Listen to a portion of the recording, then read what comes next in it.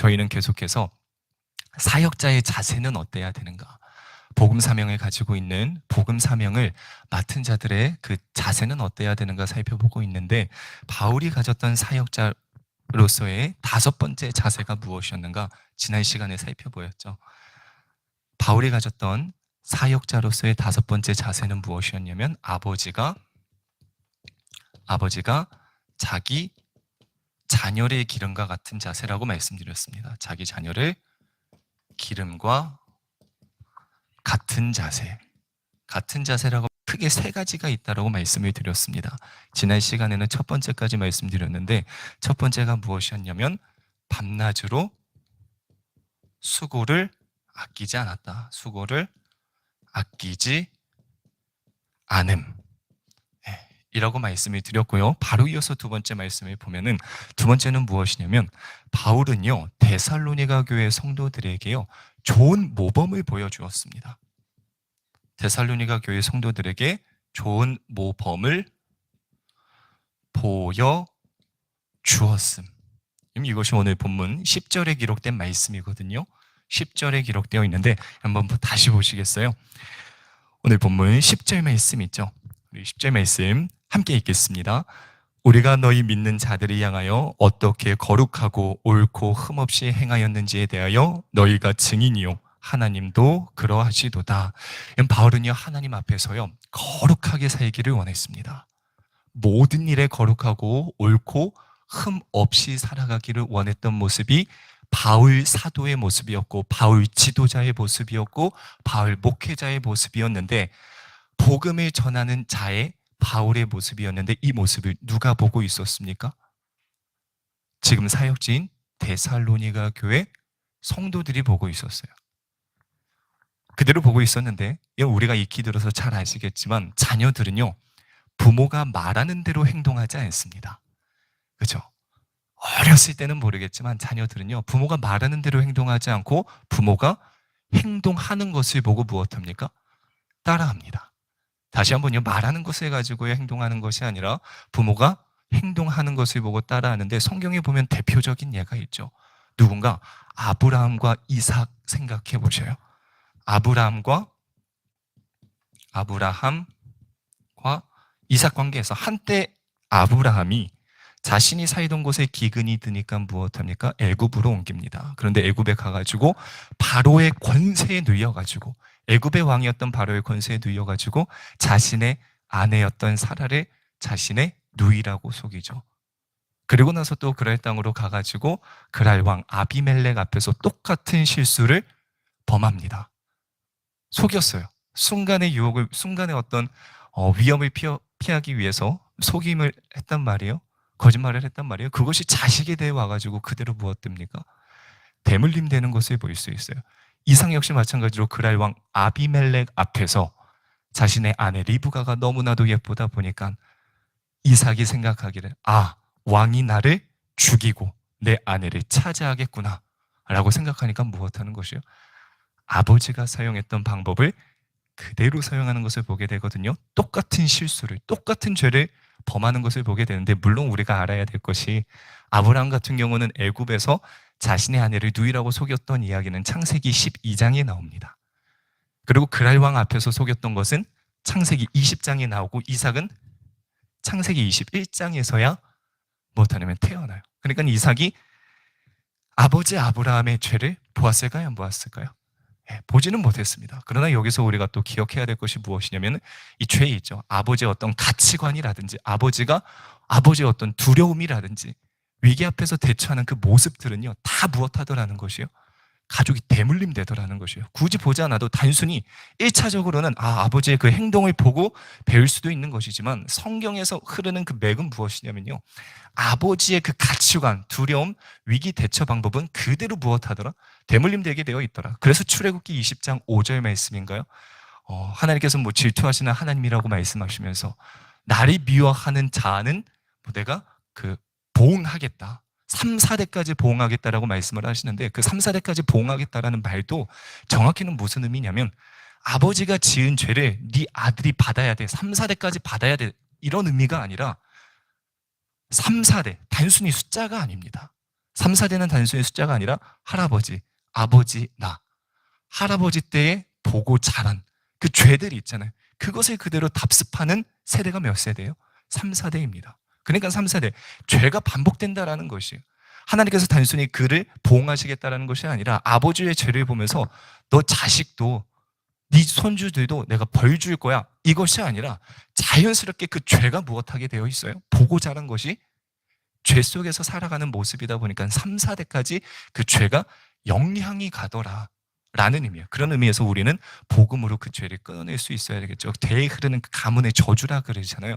이것을 우리가 말씀과 복음으로 끊어낼 수 있어야 되는데 여튼 다시 돌아와서 이삭은 무엇합니까? 아브라함의 그 행동 모습 그대로를 답습했단 말이에요. 자녀들은 무엇하게 되어 있습니까? 말하는 대로가 아니라 부모가 행동하는 모습을 보면서 자라게 되어 있다는 것인데 여러분 어느 부모가 내 자녀가 잘 되지 않기를 바라는 부모가 어디 있겠습니까? 그렇죠. 내 자녀가 내 손주들이 잘 되지 않기를 바라는 부모가 어디 있겠어요? 다 잘 되기를 바라고 아마 새벽을 깨우셔서 여러분 자녀를 위해서 또한 손주들을 위해서 기도하시는 제목들이 있을 줄로 알거든요. 무엇을 위해서 기도합니까? 잘 되기를 바라는 마음에서 기도한단 말이에요. 그러나 잘 되기를 바라는 마음만큼 중요한 것이 무엇인가? 나부터가 하나님 앞에서 좋은 모범을 보여주는 거. 그건 역시 무엇하더라? 너무나도 중요하다는 사실입니다. 자녀들이 잘 되기를 바라는 마음만큼이나 중요한 것이 부모로서의 무엇이다? 모범이라는 것입니다. 그래서 요즘 강조되는 것이 무엇이에요? 요즘 강조되는 것이 자녀 교육에 대한 부모 역할 너무 강조되고 있잖아요. 특히 아버지의 역할에 대해서 너무나도 강조되고 있거든요.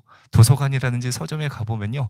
아버지의 역할에 대한 그런 책들이 얼마나 많은지 모릅니다. 저도 수업을 들으면서 상담하고 공부를 하면서 이제 아버지 역할 쪽 부분에 제가 일부러 그쪽을 발제를 맡은 적이 있었는데 아버지에 대한 책이 너무나도 많아요. 역할에 대한. 또 우리 주변의 큰 교회들 보면요. 아버지 교육이라 그래서 어머니 교육, 아버지 교육이라 그래서 좋은 프로그램들이 너무나도 많단 말이에요. 물론 저는 전문 교육을 받지는 않았습니다. 그러나 간접적으로 뭐 책이라든지 아니면 유튜브에 보면은 좋은 영상들이 참 많잖아요. 아버지라든지 어머니, 뭐 부모로서의 역할에 대한 영상들이 참 많단 말이에요.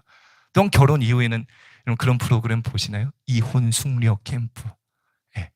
물론 저는 요즘은 보지는 않지만 예전에 한때 아내랑 같이 많이 봤던 적이 있거든요. 우리 권사님들도 보시는 것 같아요. 차량 운행할 때 보니까 예. 뒤에서 하시는 이야기들 들어보면 이혼 숙려 캠프 이야기를 막 하시고 오은영 리포트 있죠. 결혼 지옥.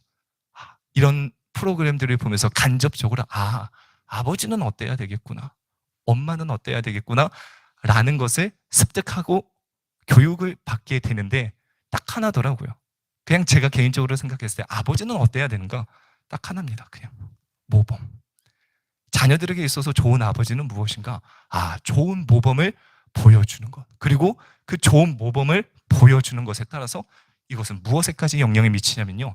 우리 자녀의 장래 있죠. 우리 자녀의 장래까지도 무엇하더라? 영향을 미치더라. 그럼 결혼만 한번 예를 들어서 설명해 볼까요? 결혼. 그럼 그런 말 많이 들어보셨죠? 우리 딸들은 아빠와 같은 남편을 만날 가능성이 높고 아들은 엄마와 같은 아내를 만날 가능성이 높다라고 그러잖아요. 왜 그럴까요? 왜 그렇겠습니까? 어린 자녀들에게 있어서 부모는요. 세상의 전부입니다. 그렇죠? 다시 한번요. 우리 자녀들에게 있어서는요. 부모가 세상의 전부예요. 절대적인 모델입니다. 다른 사람이 모델이 아니라 아빠, 엄마가 하는 행동을 무엇해요? 그 가정이라는 울타리 속에서 절대적인 모델이구나. 아빠는 엄마한테 저래야 되는 거구나. 아내는 남편한테, 엄마는 남편한테, 아빠한테 이래야 되는 것이구나라는 것을 무엇해요? 부모가 서로를 대하는 방식이라든지 서로 사랑하는 방식을 그 가정이라는 울타리 속에서 배운단 말이에요. 심지어 갈등을 해결하는 방법까지 무엇합니까? 갈등이 있을 때, 부부싸움 할 때 있잖아요. 자녀들이 다 보고 있잖아요. 갈등은 이렇게 해결하는 것이구나. 갈등이 있을 때, 인간관계에 있어서 갈등이 있을 때, 소리를 지르면 되는 거구나. 그냥 무조건 물건 던지면 되는 것이구나. 다 못하고 있어요. 습득하고 있어요. 또 누군가는 대화로 풀어가면 되는 것이구나. 자녀들 보면은 무엇이 보여요? 부모가 보여요. 그래서 저는 한때 그런 생각을 했었거든요. 뭐 지금도 그런 생각을 많이 하지만 엇나간 자녀들은 피해자다. 피해자. 부모가 그걸 가르쳐 줬거든요. 심리학에서도 그런 이야기를 합니다. 어떤 자녀가 무엇에 중독되어 있거나 어떤 성격이 이상 행동이 보이면요, 꼭 그 부모를 같이 봐요. 부모를. 왜냐면 자녀들은 피해자이기 때문에. 뭐 그대로 이제 또 답습되는 경우도 있기는 하지만 여하튼 이런 것들이 다 본단 말이에요. 한국보건사회연구원에서도 보니까요, 말씀을 준비하면서 또한 국내 여러 자료들을 보니까 통계에 보니까요, 그런 것들이 있더라고요. 내 부모의 결혼 생활이 행복하다라고 느끼는 그 자녀들은요, 결혼할 의향이 상대적으로 상당히 높다라고 합니다. 당연히 그러겠죠. 너무나도 상식적이죠. 아빠가 엄마한테 잘하면 엄마가 아빠를 구박하지 않고 바가지 긁지 않으면은 자녀들은 무엇해요? 결혼할 확률이 확연히 높아진다라고 하는데 무엇입니까? 네, 부모가 어떤 본을 보이는가 하는 것은 우리 자녀들에게 아주 중대한 영향을 끼친다라는 것인데, 그러기에 내 자녀가 정직하게 살았으면 좋겠다, 그 마음이 있으면 무엇하면 되는 것이요? 내가 먼저 정직하게 살기를 간절히 기도해야 될 줄로 믿습니다. 내 자녀가 하나님 앞에서 신실한 하나님의 자녀로 살아갔으면 좋겠다라는 마음이 있으면 내가 먼저 무엇하면 됩니까?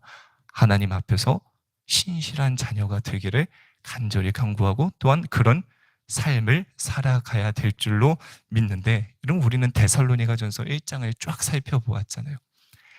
데살로니가 1장 말씀 속에서 데살로니가 교회 성도들의 거룩한 삶을 보았습니다. 그렇죠?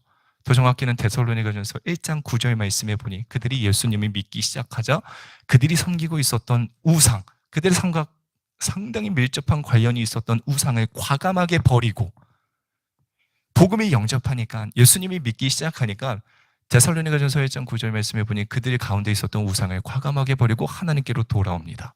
살아계시고 참되신 하나님을 섬기고요. 10절 말씀에 보니까 어떤 핍박과 환난 속에서도 고난 속에서도 다시 재림하실 예수 그리스도의 그 재림하실 예수 그리스도에 대한 재림 소망을 잃지 않았거든요. 얼마나 모범적인 성도예요. 그렇죠? 우상을 버렸어요. 하나님만을 섬겨요. 살아계시고 참되신 하나님만을 섬기고 무엇합니까? 오직 하나님만을 바라봅니다. 어떤 고난 속에서도 예수 그리스도에 대한 그 재림 신앙을 버리지를 않아요. 너무나도 모범적인 신앙인이잖아요. 그런데 이렇게 될 수 있었던 비결은 무엇이었더라? 제가 처음 말씀드렸죠. 사역자의 자세 말씀드리면서 처음 말씀드렸던 것이, 그들에게는 모범적인 누가 있었더라? 사역자가 있었더라. 모범적인 신앙의 선배가 있었더라. 그랬기에 그들은 무엇하냐면요, 신앙생활은 이렇게 해야 되는 것이구나, 저렇게 해야 되는 것이구나, 자연스럽게 습득할 수 있었다라는 사실인데, 이런 우리 자녀들에게 또한 믿음의 후배들에게 좋은 모범을 보여줄 수 있기를 주님의 이름으로 축복합니다. 세 번째는 무엇인가? 바울은 그들에게 말하는 것이 무엇이냐면, 세 번째 여기다가 적겠습니다. 세 번째, 그들은요, 바울은요, 권면하고 그다음 위로하고 경계했습니다. 11절에 기록된 말씀이거든요. 11절 말씀 참고하시면 되는데, 11절 말씀 다시 한번 보실까요? 11절 말씀 있죠? 11절 말씀 우리 함께 읽겠습니다. 너희도 아는 바와 같이 우리가 너희 각 사람에게 아버지가 자기 자녀에게 하듯 권면하고 위로하고 경계하노니. 우선 여기서 권면이라는 말은요, 권면, 자기 자녀 있죠. 자녀가요, 바른 판단을 하지 못할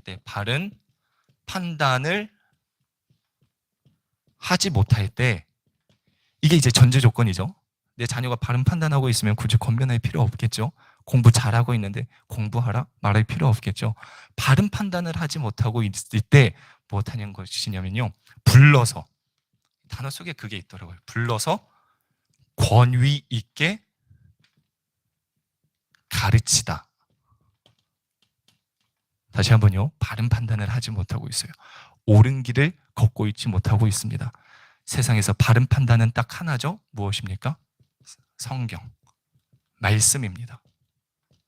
다른 것 다 필요 없어요. 성경, 말씀대로 살고 있지 않을 때, 갈 길을 몰라 방황하고 있을 때 무엇하는 거예요? 이리 와봐라. 불러가지고 권위 있게 가르치다가 권면이고요. 그 다음에 위로라는 단어가 이 권면이라는 단어와 상당히 밀접한 연관이 있는데, 위로가 무엇이냐면은, 권면했잖아요. 내 자녀가 바른 길을 걷지 못하고 있어가지고 불러가지고 권위 있게 가르쳤잖아요. 그것으로 끝내지 말고 무엇하라라는 것이에요? 위로하라라는 거예요. 쉽게 말씀드리면 격려하라라는 것입니다. 격려. 지속적으로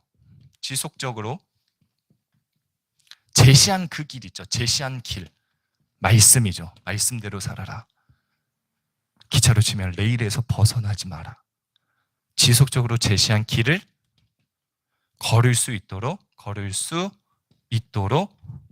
무엇하는 것이요? 격려. 바른 길을 걸을 수 있도록. 저희 집 첫째 딸 있죠. 하린이가요. 네.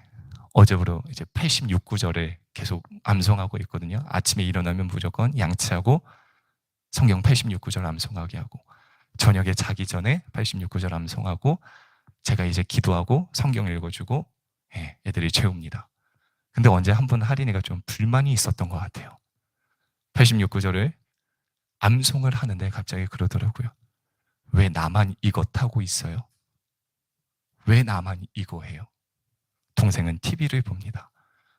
엄마는 보민이를 봐요. 저 역시 방에 있습니다. 그러니까 자기 혼자 성경 암송하고 있다라면서 불만을 표출하더라고요. 그래서 제가 그랬습니다. 아빠가 미안하다고. 방으로 와서 하린이 너가 성경을 암송할 때면 아빠도 무조건 옆에서 성경을 볼게. 말씀을 볼게. 성경을 암송하지 않고 다른 길을 걸어가고 있을 때 제가 그러거든요. 저 아내랑 이제 합의가 된 부분인데, 아침 저녁으로 성경 86구절만 암송하면 다른 시간은 뭘 하든 그냥 내버려 두자. 뭘 하든 내버려 두자. 왜냐? 말씀이 있는 아이에게는 뭐 다른 이상한 일을 할 일이 없으니까 그냥 86구절만 암송하면은 그냥 뭘 하든 TV를 보든 친구랑 가서 놀든 마음대로 하자. 성경 읽어라. 불러서 권위 있게 말씀을 하고요. 무엇하는 거예요? 그 일이 지속적으로 할 수 있도록 저는 무엇하는 것입니까? 나도 같이 할게. 격려하는 것. 이것이 무엇이에요? 이게 바로 위로라는 말입니다. 위로라는 말. 그 다음 경계는요. 바른 길을 제시하다예요. 바른 길을 제시하다. 뭐 크게 앞에랑 다르지는 않는데 결국 이 세 가지 있잖아요. 권면하고 위로하고 경계했다 그러는데 이 세 가지를 종합해서 살펴보면 그런 것이에요. 내 자녀가 또한 믿음이 약한 성도가요. 바른 판단을 하지 못하고 있을 때, 거짓말로 속임수를 하고 있을 때 무엇하는 것이에요? 불러서 무엇할 수 있어야 된다? 권위 있게 가르칠 수 있어야 된다는. 권위 있게 가르치기 위해서는 내가 먼저 무엇해야 되겠습니까? 다 연결되어 있어요. 좋은 모범을 보일 수 있어야 되겠죠. 지나 잘하지. 소리를 못 들을 수 있도록 내가 먼저 좋은 모범을 보이고 권위 있게 가르치는데, 집사님, 권사님 그렇게 하세요 라고 끝나는 것이 아니라 무엇할 수 있어야 된다? 지속적으로 그 제시한 길을요 걸어갈 수 있도록 위로할 수 있어야 된다는 것입니다. 권면할 수 있어야 된다는 사실인데, 사도 바울의 사역의 자세를 다시 한번 생각해 보세요. 때로는 유모로서, 어머니로서 자기 자녀를요 한없이 보듬어 줍니다. 사랑해줘요. 조건 없이 사랑해줘요. 은혜를 베풀어 준단 말이에요. 그러나 때로는 무엇해요? 아버지로서의 역할도 감당했다는 사실인데, 성경에 보면요 아버지의 역할을 감당하지 못해서 자기 자녀 인생을 망친 경우가 너무나도 많습니다. 성경에 보면요 아버지로서의 역할을 감당하지 못해서, 엄마의 역할은 감당해요. 엄마, 사번이 엄마였잖아요. 엄마는 사랑입니다. 그냥 섬세한 사랑이고 계속 은혜요. 우리가 기도 시간에 바라는 게 그거잖아요. 계속 사랑해 주세요. 공의의 하나님은 없는 채 사랑해 주세요. 은혜해 주세요. 제가 죄를 범하면 때려 주세요는 없고요. 지난 시간에 장승수 변호사님 이야기 드렸죠. 방황하고 있을 때 나를 뺨이라도 한 대 때려서라도 좀 바른 길을 제시해 줄 아버지가 있었더라면 참 좋았을 텐데, 그 말씀 드렸잖아요. 못하는 거예요? 아버지가 자녀를, 이 아버지의 역할을 감당하지 못해서 자기 자녀의 인생의 길을 망친 경우가 참 많이 나오는데, 대표적으로 엘리 제사장의 가문을 한번 생각해 보세요. 엘리 제사장 아들이 누굽니까? 홈니와 비느하스. 홈니와 비느하스. 어떤 죄를 범하냐면요, 백성들이 자신들의 죄물을 하나님께 올림에 있어서 방해거리가 됩니다. 그거 가져오라는 거예요. 나한테 가져오라. 내가 먹겠다는. 심지어 회막문 앞에서요 수종 드는 여인과 동침하는 죄를 범합니다. 이때 무엇하고 있어요? 아버지가 바른 판단을 하지 못하고 있으면 불러가지고 권위 있게 가르쳐야 되는데, 아버지는 무엇하고 있습니까? 아버지 어디 있나요? 아버지 아무 말도 하잖아요. 그러다가 늙어서 무엇해요? 얘들아 그러지 마라. 그러지 마라. 들리는 소문이 좋지 못하다. 들리는 소문이. 하나님과의 관계가 없어요. 그냥 들리는 소문이. 그 옆에 집사님들이, 권사님들이 너 행동에 대해서 불만이 많아. 하나님의 불만이 많으신데 무엇하는 집사님들이, 권사님들이 불만이 많아. 근데 봐보세요. 자신은 늙었습니다. 자녀들은 벌써 다 성장했어요. 근데 이렇게 힘없이 가르친다면 무슨 교육 효과가 있겠냐라는 거죠. 다윗 역시 생각해 보세요. 다윗 역시 여러분 이스라엘의 위대한 성군 중에 한 사람이었지만 자녀 교육에 있어서는요 실패했던 모양이에요. 그의 자녀 넷째 아들인가요? 아도니아. 그럼 열왕기상 한번 1장 6절 한번 말씀 보시겠어요? 이건 한번 찾아보죠. 열왕기상 왕상 1장 6절 말씀, 아도니아에 관한 이야기가 나오는데 열왕기상 1장 507페이지에 있습니다. 507페이지 왕상 1장 6절 말씀이죠. 왕상 1장 6절 말씀 우리 함께 읽겠습니다. 그는 압살롬 다음에 태어난 자요 용모가 심히 준수한 자라. 그의 아버지가 내가 어찌하여 그리 하였느냐고 하는 말로 한 번도 그를 섭섭하게 한 일이 없었더라. 다윗은 아들을 끔찍하게 여겼습니다. 모든 것을 허용해 줬거든요. 그런데 잘못된 행동에 대해서는요 따끔하게 꾸짖지를 않아요. 훈계하는 아버지의 역할을 하지 않았거든요. 잠언서 22장 6절에 기록되었듯이 마땅히 행할 길을 아도니아에게 가르쳤어야 됐는데, 자녀에게 가르쳤어야 됐는데 무엇해요? 가르치지를 않았어요. 그 결과 어떻게 되었습니까? 아도니아 아버지 몰래, 사람들 몰래 반역을 꾀하잖아요. 왕이 되고자 했고 결국 비참하게 동생에 의해서 죽는 것을 보게 되는데, 요셉 역시 야곱 역시 한번 생각해 보세요. 그는 양육에 있어서요 객관적인 기준이 없었습니다. 객관적인 무엇이 없었어요? 기준이 없었어요. 그냥 자기 원하는 대로 사랑하는 자녀에게는 화려한 채색 옷을 입히고요 편애했단 말이에요. 다른 자녀들 무엇합니까?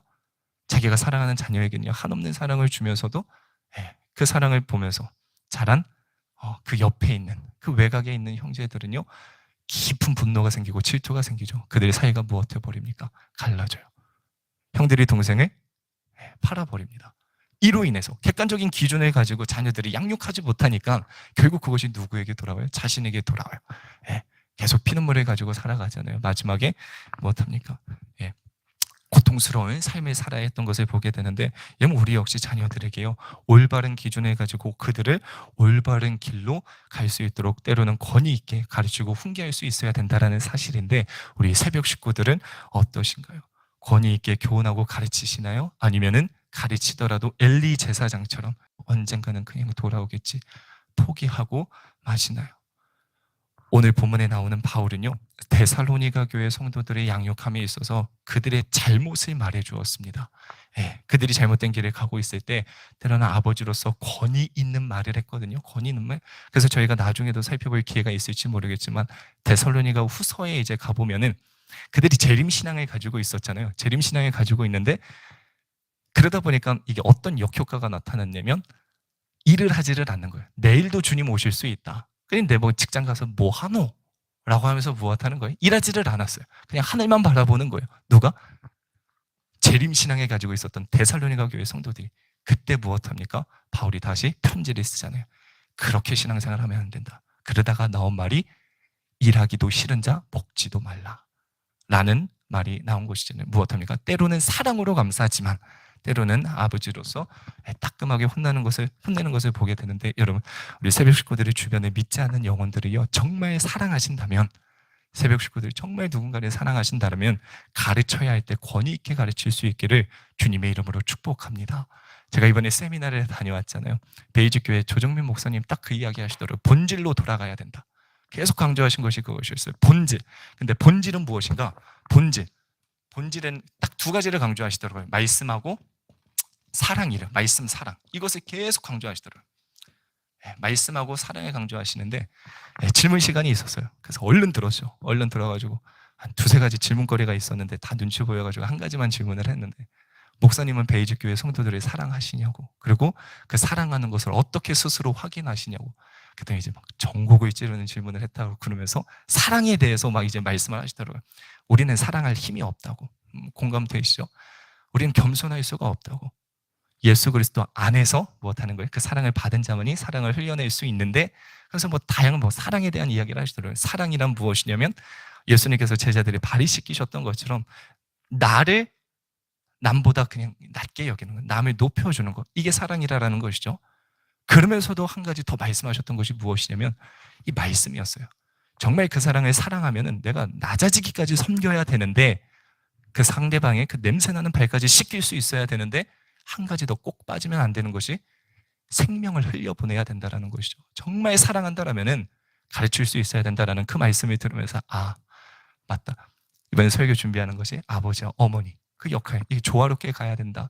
근데 이제 사랑하시냐라는 질문에 대해서는 답은 안 주셨어요. 그러다가 이제 나중에 어떤 동료 목사님이 또 다른 질문을 하니까 그때 그러시더라고요. 베이직 교회가 너무 커져 버렸다고, 빨리 이 교회를 분산시켜야 되겠다고, 내가 누가 누군지를 모르겠다고, 사랑하면 그들을 섬겨야 되는데 말씀은 정말 권위 있게 가르치셔요.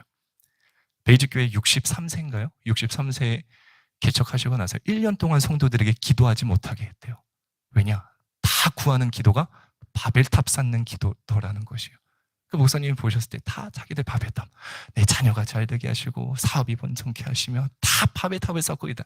1년 동안 하나님의 언어로 기도할 수 있도록 무엇만 하셨냐면 말씀만 읽게 하셨대요. 그냥 말씀만, 주구장창 말씀만 읽게 하시고, 그 뒤로부터는 구하는 것이 하나님 나라, 먼저 그의 나라와 의를 구하게 되었을 때 이제 기도하게 하셨다라고 말씀을 하시면서 사랑 이야기를 그러시더라고요. 저한테는 접목해보면 그거죠. 사도 바울에게 접목해보면 어머니가 자기 자녀를 사랑과 같이 한없는 사랑, 그러나 또 무엇하는 거예요? 아버지로서 때로는 권위 있게 말씀을 전해야 정말 내가 그 영혼을 무엇하는 자더라?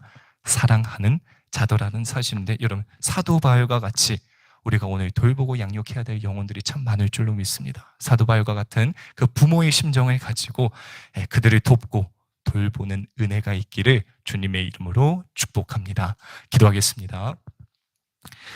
사랑의 주님, 말씀을 들은 저희들, 주님께서 저희들에게 맡겨주신 귀한 영혼들을 사도 바울의 심정으로 돌보기 원합니다.